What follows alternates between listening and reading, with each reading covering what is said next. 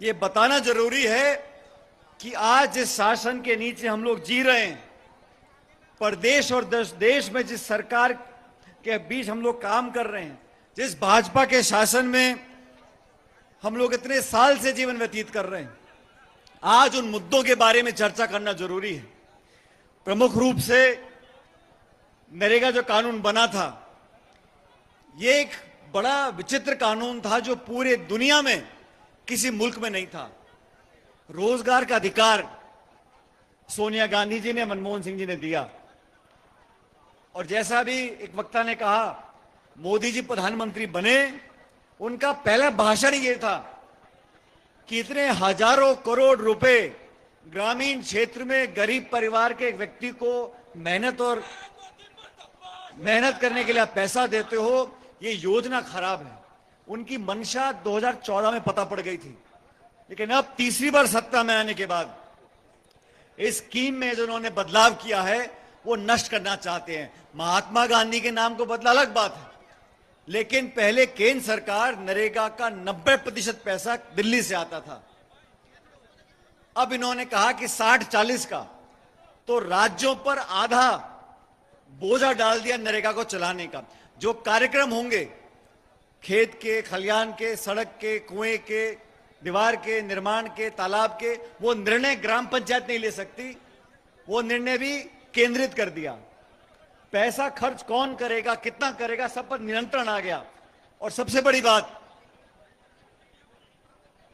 Bharatiya Janata party की सरकार समझ गई कि देश की जनता को कितना भी शोषण कर लो, कितना अत्याचार कर लो, कितना कानून बदल दो, ये फिर धर्म की आड़ में, हिंदू मुसलमान की आड़ में, मंदिर मस्जिद की आड़ में दोबारा फूल छाप पर वोट डाल देंगे। ये गलतफहमी सरकार को हो गई है।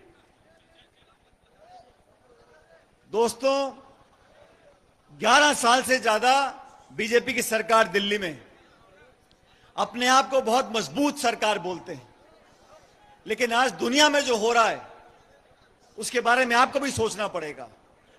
भारत में बहुत प्रधानमंत्री हुए, ऐसे प्रधानमंत्री जो 40 सांसदों की पार्टी के प्रधानमंत्री बने, देवेगौड़ा बने, चंद्रशेखर जी बने, जो गैर कांग्रेसी प्रधानमंत्री रहे, लेकिन किसी प्रधानमंत्री ने, किसी सरकार ने 75 सालों में देश के किसान के साथ धोखा नहीं किया। हमारी नीति अलग हो सकती है, विचारधारा अलग हो सकती है, लेकिन जो उस पद पर आसीन होता है, जो सरकार का मुखिया होता है हमारी भारत सरकार का, वो पूरे देश की सरकार का मुखिया है। किसी प्रधानमंत्री ने, किसी सरकार ने आज तक देश के किसानों के साथ धोखा नहीं किया। किसी के दबाव के सामने हमारे भारत सरकार झुकी नहीं। मुझे कहते हुए खेद है कि पहली बार एक ऐसी सरकार दिल्ली में बैठी है जो दबाव में निर्णय लिए जा रहे हैं, उससे दूरगामी नुकसान हमारे देश के किसानों का होगा। चाहे कपास के किसान हो, सोयाबीन के किसान हो, मक्का के किसान हो, इस देश के किसानों के हित को दरकिनार कर कर यह समझौता अमेरिका के साथ किया है। और मैं आप लोगों से पूछना चाहता हूं, इस देश में अलग अलग पार्टियां हैं, हम चुनाव जीतते और हारते हैं, लेकिन कभी ऐसी सरकार बनी है जो विदेशी ताकतों के सामने घुटने टेक दे? 140 करोड़ के इस मुल्क को कोई दूसरा देश हमें आदेशित कर सकता है कि आप रूस से तेल नहीं लेंगे? रूस से तेल लेना है नहीं लेना, यह निर्णय भारत का होना चाहिए। यह देश एक स्वाभिमानी देश है, यह निर्णय हमारा है। हम कितना तेल लेंगे, किस दाम पर लेंगे, लेंगे नहीं लेंगे, यह हमको बताया गया। यह कौन सा दबाव है भारत सरकार के ऊपर, जो डोनाल्ड ट्रंप अमेरिका में बैठे बैठे कभी युद्ध विराम की घोषणा कर देता है, कभी व्यापार सौदे पर समझौता कर देता है और देश को पाबंद कर दिया। इस सरकार की आंख और कान बंद हैं। आज एलपीजी की किल्लत पूरे देश में है, कालाबाजारी हो रही है, लोगों को गैस नहीं मिल रही। अभी तो चुनाव है 5 राज्यों में, नहीं तो तेल के दाम भी बढ़ जाते। लेकिन जिन मुल्कों के साथ हमारा समझौता हुआ है, आज खाड़ी में 95 लाख भारतीय रहते हैं, उनकी सुरक्षा के लिए सरकार क्या कर रही है? ऊर्जा, 88% ऊर्जा भारत की तेल और गैस हम निर्यात करते हैं, उनके दामों को लगाम कैसे लगाएंगे? आप कानून बनाते हो, ऐसे कानून बनते हैं जहां पक्षपात दिखाई देता है। हमने कानून बनाया सोनिया गांधी जी की सरकार और मनमोहन सिंह की सरकार ने, और मुझे फक्र है हमने शिक्षा का अधिकार दिया, खाद्य सुरक्षा का अधिकार दिया, आदिवासियों का अधिकार दिया, जमीन अधिग्रहण में कानून बनाया। और मोदी सरकार ने क्या कानून बनाए? नोटबंदी लेकर आ गए, गलत जीएसटी थोप दी, देश को लाइनों में लगा दिया, और आज ये हालात पैदा कर दिए हैं कि देश और प्रदेश में सिर्फ चंद पूंजीपतियों की तूती बोल रही है, बाकी जनता से, गरीब से, किसान से, महिला से कोई सरोकार नहीं है। इस व्यवस्था के खिलाफ पूरे देश में कांग्रेस पार्टी राहुल गांधी जी और खड़गे जी के नेतृत्व में जनता की आवाज को बुलंद कर रही है।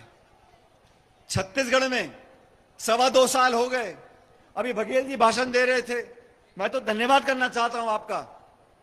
आपने जो काम किया भूपेश जी, ये काम गृह मंत्रालय का है, ये काम पुलिस का है।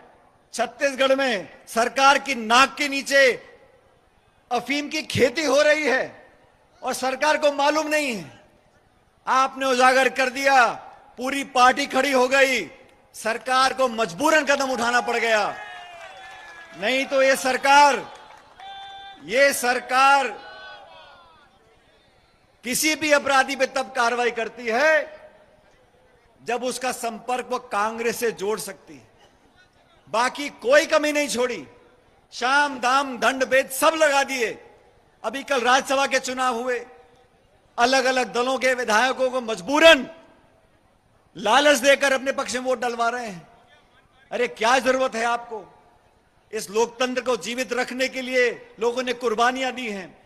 75 साल तक संस्थाओं को मजबूत करने के लिए अलग अलग सरकारों ने बहुत त्याग बलिदान दिया। मैं कल्पना नहीं कर सकता कि प्रधानमंत्री अटल बिहारी वाजपेयी जी होते और अमेरिका का रवैया होता तो हम उस समय की सरकार अगर भाजपा की होती तो कभी इसको मानने को तैयार नहीं होती। और राहुल गांधी बार बार चेतावनी देते रहे, कोविड होगा, महामारी होगी, देश के लिए कुछ कर लो, लॉकडाउन लगाना पड़ेगा। जनता की सुनने के बजाय, राहुल जी की सुनने के बजाय घमंड और आक्रमण में राज हो रहा था। और आज सरकार से सवाल पूछते हैं तो सांसदों को बर्खास्त किया जाता है, सांसदों के, राहुल जी के माइक बंद कर दिए जाते हैं। इस व्यवस्था में, लोकतंत्र में, जहां निर्वाचन आयोग पर तमाम आरोप लग रहे हैं और कोई सफाई देने को तैयार नहीं है।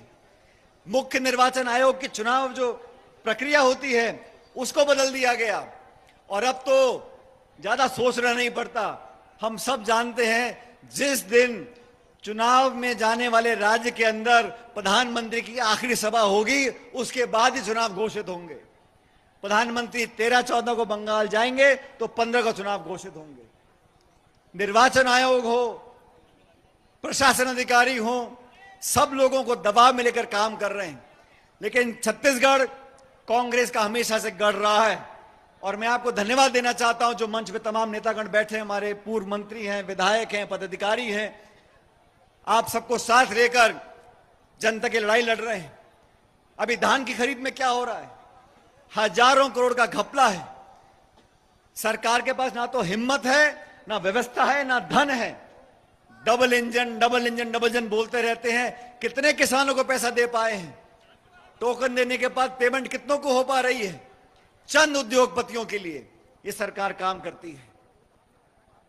आतंकवाद की बात करते हैं, नक्सलवाद की बात करते हैं। जब जब चुनाव आएगा आप भाजपा के नेताओं का भाषण सुनना, घुसपैठी आ गए, बांग्लादेशी आ गए।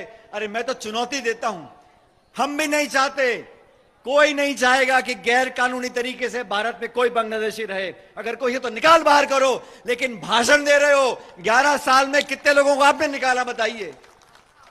11 साल में सिर्फ आरोप लगाना सोनिया गांधी जी पर, राहुल गांधी जी पर, बड़े बड़े कांग्रेस नेताओं को, यहां मंच पर बैठे हैं अभी, मैंने देवेंद्र जी को देखा, दादी जी को देखा, भूपेश जी के बेटे को जेल में डालकर रखा। सिर्फ कांग्रेस के नेताओं को झूठे मूठे आरोप लगाकर जेल में ठूस दो ताकि कांग्रेस नेताओं का मनोबल टूट जाए। मैं इस मन से आह्वान करना चाहता हूं, आपने बहुत आरोप लगाए राहुल गांधी जी के ऊपर और सोनिया गांधी जी के ऊपर, और कांग्रेस का शायद ही कोई नेता बचाओ जिसको आपने तंग नहीं किया हो। जितना आप तंग करोगे, जितने आप आरोप लगाओगे, दुगनी ताकत के साथ कांग्रेस का कार्यकर्ता खड़ा रहेगा और आपकी ईंट से ईंट बजाएगा। हमने संघर्ष करना सीखा है, कड़वे शब्द हमको बोलने भी आते हैं, झगड़ा कराना हमको भी आता है, लेकिन देश पहले है, भारत राष्ट्र पहले है, हमारे देश की सुरक्षा पहले है, हमारे देश के मान सम्मान की सुरक्षा पहले है। हम लोग हर चीज को लेकर राजनीति नहीं करते, लेकिन मैं जानता हूं कि भाजपा के नेताओं के पास जब नीति निर्माण के लिए कोई समय नहीं, जब जनता की भलाई के लिए कोई नीति निर्माण करने का आपकी कल्पना नहीं है, तो सिर्फ और सिर्फ आप भाषण दे सकते हो। अब जब से ईरान और अमेरिका का युद्ध चालू हुआ है, हम लोग कह के थक गए। अरे अपना पक्ष सामने लेकर आओ, निष्पक्षता की बात करो, युद्ध विराम की बात करो, और खाड़ी में हमारे देखो लाखों या हिंदुस्तानी फंसे हुए हैं, उनको लाने की बात करो। कोई जवाब सरकार के बीच में नहीं आ रहा। अमेरिका ने ना जाने क्या जादू कर रखा है, लेकिन भारत सरकार कुछ बोलने को तैयार नहीं है। ये दबाव में काम करने वाले लोग, ये ब्लैकमेल होने वाले लोग, ये सरेंडर होने वाले लोग, इनको जनता बर्दाश्त नहीं करेगी।